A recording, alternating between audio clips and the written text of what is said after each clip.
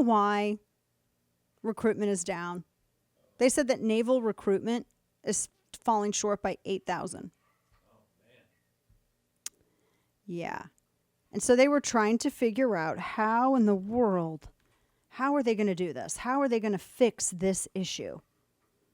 And they figured out, because, you know, you keep hearing about all of these influencers that are being hired, whether it's by the administration, et cetera, et cetera. So they have, they decided that they were going to have a digital ambassador. The Navy did. So they hired Yeoman Second Class Joshua Kelly to be a part of their outreach. They said they want more Gen Z sailors. And they turned to this guy who was a drag performer. His stage name is Harpy Daniels. And he performed drag, I guess, on TikTok. Did they really? Oh, my gosh. Guys, what do we know about TikTok and the CCP? And we have our Navy doing digital outreach on TikTok with drag. Did Xi Jinping write this whole thing? Let's see. We're going to further demoralize our armed forces and undermine preparedness. And then we're going to use the CCP completely, you know, compromising app TikTok to do it as the way to distribute the information.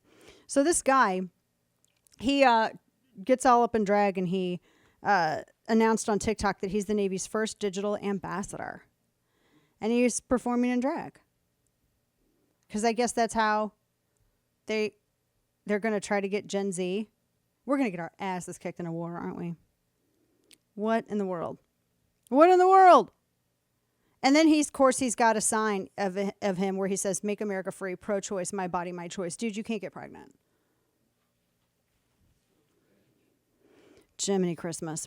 He said he was inspired by the drag queens on RuPaul's Drag Race. He started watching when he was 16. And so that's apparently what the Navy is doing. Is that going to make anybody really sign up for the Navy? The answer is no. I'm being entirely rhetorical. It's not. Would you say RuPaul is a gateway trans? What it sounds like. So he first started performing on ships after a sanctioned Morale, Welfare, and Recreation MWR lip syncing contest in 2017. He was deployed on the USS Ronald Reagan, and then he became a regular in competitions. He says he's never experienced harassment or anything like that. He said that when he was scheduled to perform at a DEI event at Langley Air Force Base in 2022, he says it caused an uproar to many conservatives and Christian extremists. Yeah, people who were wondering why in the hell the Navy was hosting a drag event. Like, why is that? What is going on? I mean, this is what you do if you want to totally undermine the preparedness of the military, and you're focusing on all of these identity politic things instead of focusing on a united fighting force. This has nothing to do with unity. This has everything to do with how do you troll people who are going to otherwise, you know, criticize the military, and how are you going to drive away people who would otherwise be inclined to maybe enlist. This is insane. Our military has gone entirely woke. They have, and they wonder why they're falling short of recruitment. Why are we falling? We just don't know. We can't figure it out. Let's do more of what's actually driving people away. That was apparently their thought. Let's do more of it. So this individual, I guess, I don't even know what that entails. What is he going to make, like drag videos about the Navy? Why don't they win wars? So he identifies as non-binary, according to the Daily Caller. Yeah, he's a digital. I mean, if the Navy brought him on, does that mean they're paying him? And you know, the Navy's money's our money. I'm just wondering, are they paying him? So he's the new digital ambassador. What is this again? What is this? The reason why people are criticizing this is because it has nothing to do with the purpose of the military. You are infusing cultural warfare into the military, which undermines unity and preparedness. Because the issue is that nobody cares who you sleep with, how you identify, etc. No, that's irrelevant when it comes to the fighting force. You have to have the strength of unity in order to complete these objectives. And I just don't see how this fulfills this. And what is this? I mean, it makes us look like a joke. We look like a joke. And we don't look peace through strength, peace through superior firepower. This conveys neither of those things.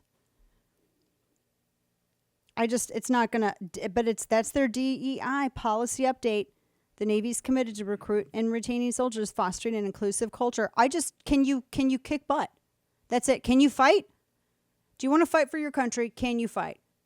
Are you willing to pop a commie? Yes, no? These are the only questions worth asking.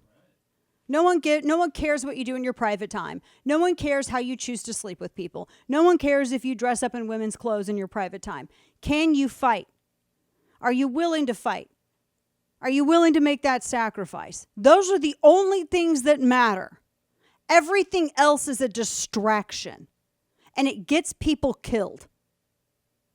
We're sacrificing the safety of service members at the expense of political correctness, DEI, Marxist BS.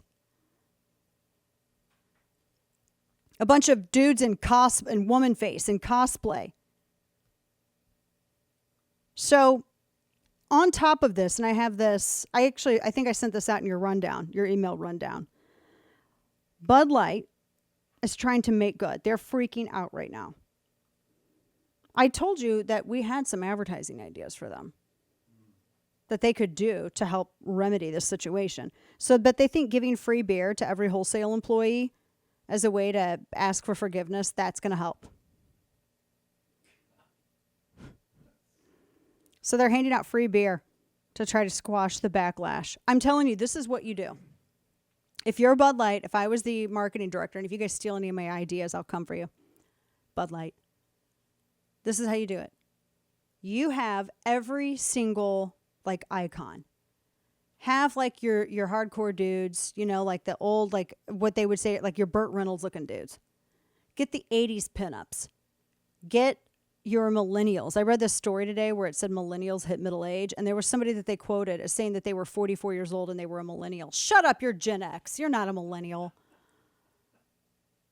And have Gen Z and everybody, and quit overcompensating and quit trying to overrepresent a tiny fraction of the populace and shove, this cosplay, especially with someone who treats it like this.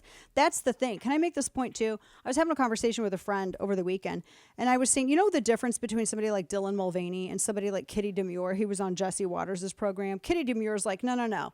And I thought, and he's a dude, he knows he's not forcing people to do their pronouns and all this stuff, but he was saying, do you realize that drag actually is misogynist? Because it started when, women were barred from performing on stage and men dressed up in makeup as women because women were barred from performing. It has a misogynist origin, which of course they're not telling anybody that. But Kitty Demure was saying that, not doing the pronouns and was, criticizing Dylan Mulvaney and criticizing Bud Leiser and Anheuser-Busch. The difference between somebody like Dylan Mulvaney and Kitty Demure is that Kitty Demure knows that he's a dude. And he's not forcing you to acknowledge anything else. And he's not wanting to criminalize you if you don't affirm his self-perception. Whereas Dylan Mulvaney is making the most ridiculous caricature, a stereotype of a woman, and it is mocking and it is disrespectful. That's the difference.